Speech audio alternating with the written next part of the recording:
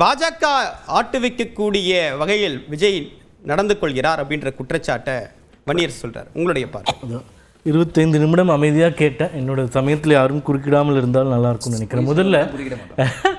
முதல்ல சரவணன் அவர்கள் சொன்னார், ஹாத்ராஸில் இப்படி ஒரு சம்பவம் நடந்து விட்டது, அங்கே குழுவை அமைத்தீர்களா, என்ன சொன்னீர்கள் அப்படின்னு. அங்கே என்ன நடந்ததுன்னு சொல்கிறேன். ஹாத்ராஸில் இது போன்ற ஒரு சம்பவம் நடந்தது. 2 விசாரணை குழுக்கள், ஒன்று எஸ்ஐடி அமைக்கப்பட்டது, இன்னொன்று ஜுடிஷியல் கமிஷன் அமைக்கப்பட்டது. அதில் 3 உறுப்பினர்கள். அந்த என்கொயரி 4 நாட்களில் முடித்துவிட்டு அரசாங்கத்திற்கு ரிப்போர்ட் செய்த உடனே 7வது நாள், அதாவது ஜூலை 2, 2024 அந்த ஸ்டாம்பீடு நடக்குது. ஜூலை 9, 2024 6 அதிகாரிகள் சஸ்பெண்ட் செய்யப்படுகிறார்கள். Sub district magistrate, circle officer, tahsildar, station officer, 2 sub inspector. ஒரு நிமிஷம் இருங்க ப்ளீஸ். அவர் பேச நான் குறுக்கிடல. இப்போ 6 பேரை சஸ்பெண்ட் பண்ணுறாங்க. அதுக்கப்புறமா அந்த குழுவினுடைய அந்த 2 கமிஷன்களும் கொடுக்கக்கூடிய அறிக்கை என்னென்றால், காவல்துறை மீது தவறு இருக்கின்றன, மாவட்ட நிர்வாகத்தின் மீது தவறு இருக்கின்றன, வரக்கூடிய கூட்டத்தை சரியாக கணிக்க தவறிவிட்டார்கள், 2வது அந்த இடத்தை இன்ஸ்பெக்ட் செய்யாமலே பர்மிஷன் கொடுத்து விட்டார்கள், இப்படின்னு அடுக்கடுக்கான குற்றச்சாட்டுகளை வைத்துவிட்டு இந்த நடவடிக்கைகள் எடுக்கப்பட்டது. இன்னைக்கு இங்கே இந்த சம்பவம் நடந்து 1 வாரம் ஆயிடுச்சு. இது போன்று ஏதாச்சும் ஒரு சஸ்பென்ஷனோ இல்லை அரசாங்க ஆக்ஷனோ அதிகாரிகள் மீது ஏதாவது நடந்திருக்கா இல்லையான்னு கேட்டிங்கன்னா இது வரைக்கும் நடக்கவில்லை. 2வது 1 மெம்பர் ஜுடிஷியல் கமிஷன் இவர்கள் போட்டிருக்காங்க. அவர்கள் விசாரணை செய்த தோரணையை நம்ம பார்த்தோம். அவங்க போய் அங்கே பேசினது, அப்போ பின்னாடி காவல்துறை அதிகாரிகள்லேருந்து பேசியவர்களை தடுத்தது, இந்த விஷயங்கள்லாம் நம்ம பார்த்தோம். அதனால் அந்த நடவடிக்கை என்ன எடுத்தீங்க, இது என்ன எடுத்தீங்க அப்படின்ற கம்பேரிசன் நீங்கள் சொன்னீங்கன்னா அங்கே என்ன எடுத்திருக்கோன்றதை நான் சொல்லியிருக்கேன். இப்போ அவர் ஒரு முக்கியமான கேள்வி எழுப்புறாரு. சொல்லுங்க. மைக்கேல் பட்டியல அண்ணாமலையுடைய நிலைப்பாடு ஃபர்ஸ்ட் என்ன சொன்னாரு? மதமாற்றம் நடந்தது அப்படின்றதா குற்றச்சாட்டு. வீடியோ பகிர்ந்ததும் பாஜகவுடைய நிர்வாகி. கண்டிப்பா அதற்கு பிறகு வந்த குழுவும் அதுதான் சொன்னாங்க. ஆனா சிபிஐ ஒரு முரண்பட்ட வேலை, அப்படியெல்லாம் ஒரு எந்த விஷயமும் நடக்கல அப்படின்றது ஒரு க்ளீன் ஷீட் கொடுத்தாங்க. அப்படி இருக்கக்கூடிய நிலையில அவசரமா வந்து அன்னைக்கு சொன்னது என்ன நோக்கத்திற்காக அவங்க சொன்னாங்க? நாங்க சொன்னது தவறு அப்படின்னு சொல்லிட்டு ஒரு அப்பாலஜிஸ் கேட்டாங்களா? இன்னைக்கும் அதே ஸ்ட்ராட்டஜி தான், அதே பாஜக குழு வருது, பாஜக தலைவர்கள் அதே மாதிரி ஒரு நிலைப்பாடு எடுக்கிறாங்க. இந்த அவசரம் ஏன், அதனுடைய நோக்கம் என்ன அப்படின்றத வன்னியரசு கேள்வி எழுப்புறாரு. நிச்சயமா பதில் சொல்றேன். அதுக்கு முன்னாடி இவர் பேசுறது முடிச்சிருப்போ, மணிப்பூர் கலவரம் நடந்தது, குழுக்கள் அமைத்தீர்களா, யாராவது சென்றார்களான்னு கேட்டாங்க. அதாவது ஜூலை 29, 30, 2023 இவர்களுடைய கூட்டணி, அப்போ வந்து யூபிஏ கூட்டணின்னு இருந்தாங்க. அதிலிருந்து 21 எம்பிக்கள் இது போன்ற ஒரு கள ஆய்வுக்கு சென்றார்கள்.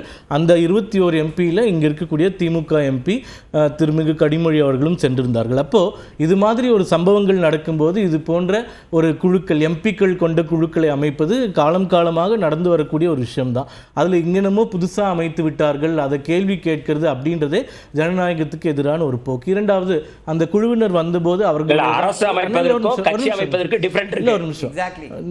மணிப்பூர் போனது உங்க கட்சி அமைச்சர், அரசு அமைச்சர், அது ஜனநாயக உரிமை. அது இல்ல, நீங்க மறுக்க முடியாது. இல்ல அது நீங்க பேசணும். உங்ககிட்ட 2 எம்பி தான். முதற்கட்ட கருத்து முடியாது. இல்ல முதற்கட்ட கருத்து சொல்றாரு. இல்ல மணிப்பூருக்கு தனியாக நிறைய உண்மை கண்டறியும் குழு எதிர்க்கட்சி தரப்புல இருந்தே போயிருக்காங்க. இப்ப கனிமொழி எல்லாம் அங்க போயிருக்காங்க. அது நம்ம இல்லைன்னு சொல்ல முடியாதுல்ல. இல்லை நான் முடிச்சிடுறேங்க. இப்போது இந்த 8 எம்பிக்கள் வந்தவர்களோட நானும் போயிருந்தேன். 3 நாட்கள் முதல்ல இருந்து அங்கே தான் இருந்தோம். நாங்கள் முதல்ல போய் அந்த சம்பவம் நடந்து எடுத்து பார்த்தோம். அங்கே நிறைய பேர் வந்து பேசுனாங்க, மக்கள் அங்கே இருந்தவர்கள், பாதித்தவர்கள்.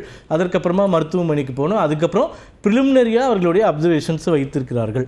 இப்போது நீங்கள் சொல்கிற மாதிரி இப்போ இந்த தலைப்பே வந்து எனக்கு அபத்தமாக இருக்கு. ஏனென்றால் பாஜக மட்டும் இல்லை அதான் சொல்லி பாஜக மட்டும் தனியாக கார்னர் பண்ணுற மாதிரி இருக்கு. அதாவது இங்கே பாஜக சொல்லுகின்ற பாஜக குழு அமைத்தது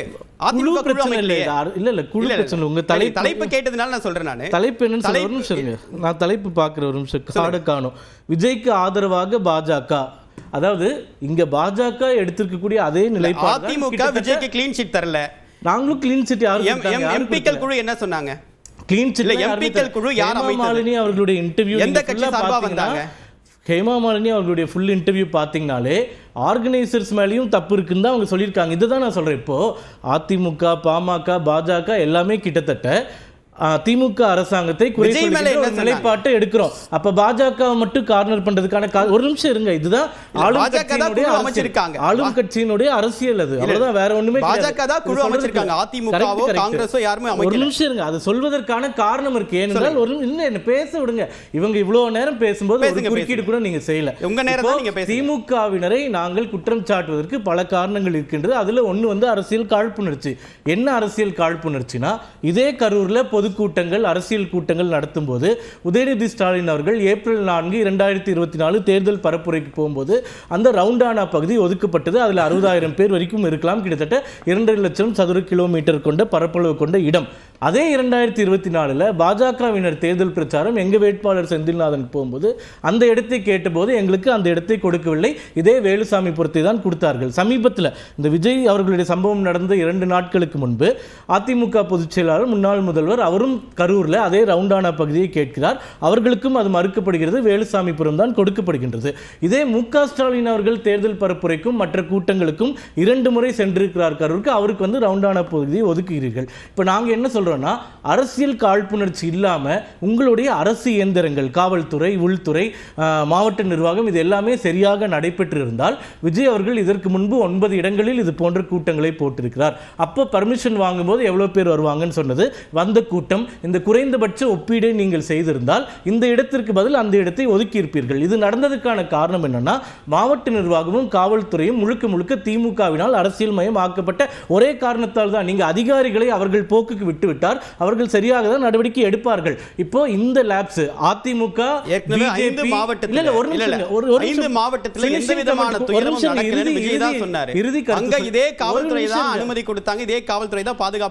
இறுதி கருத்து நான் சொல்றேன். இப்போ பிஜேபி கேட்டப்பும் ரவுண்டானா கொடுக்கப்படவில்லை, அதிமுக கேட்டப்பும் கொடுக்கப்படவில்லை, விஜய் அவர்கள் கேட்டபோதும் கொடுக்கப்படவில்லை. ஆனால் உதயநிதி ஸ்டாலின் அவர்களும் மு.க. ஸ்டாலின் அவர்களும் பரப்புரைக்கு கேட்கும் போது உடனடியாக கொடுக்கப்பட்டது. இந்த அரசியல் காழ்ப்புணர்ச்சி நிலைப்பாடை கேள்வி கேட்பதற்கு எங்களுக்கு உரிமை இருக்கா இல்லையா? இதுல என்ன தப்பு நீங்க கண்டுட்டீங்க?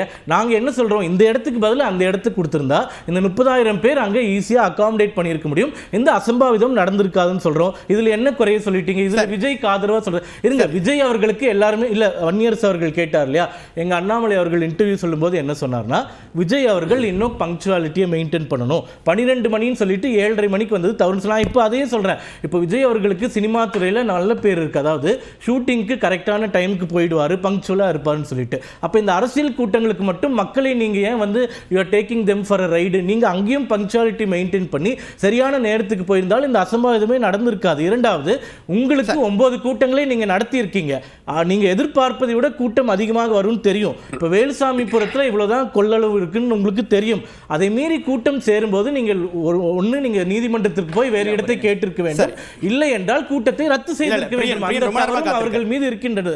அதனால நாங்க விஜய்க்கு கிளீன் சிட் கொடுக்கல, 2 புறமும் தவறு இருக்கிறது. ஆனால் இந்த மாநில அரசாங்கம் அமைத்திருக்கக்கூடிய 1 மெம்பர் கமிஷன் மேல எங்களுக்கு துளி கூட நம்பிக்கை இல்லை. உத்தரப்பிரதேசத்தில் எப்படி அந்த அரசாங்கமே அந்த காவல்துறையை தவறுகளை சுட்டி காட்டியதோ அது போன்று இந்த கமிஷன் இவர்களுடைய தவறை சுட்டி காட்டுவார்களே என்றால் அவர்கள் மீது நம்பிக்கை இருக்கும். ஆனால் அதற்கான வாய்ப்பே கிடையாது. 2 விஷயம் தான். அதாவது என்னன்னா, மீண்டும் சொல்கிறது, எல்லா விவாதத்திலையும் சொல்லியாச்சு, இந்த அசம்பாவிதம் நிகழ்வதற்கு முக்கியமான காரணம் திரு விஜய் அவர்கள் வந்து தாமதமாக வந்ததுதான். 8:45 வந்திருந்தாருன்னா 2,000 பேர் தான் சார் இருந்திருப்பாங்க. 12 மணிக்கு போயிருந்தாருன்னா 3,000 பேர் தான் இருந்திருப்பாங்க. 10,000 பேர் இருந்திருக்க மாட்டாங்க.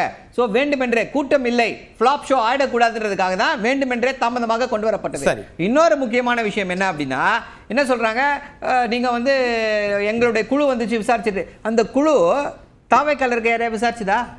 அவங்களையும் விசாரிச்சிருக்கல, அவங்களும் தானே இதில் சம்மந்தப்பட்டிருக்காங்க.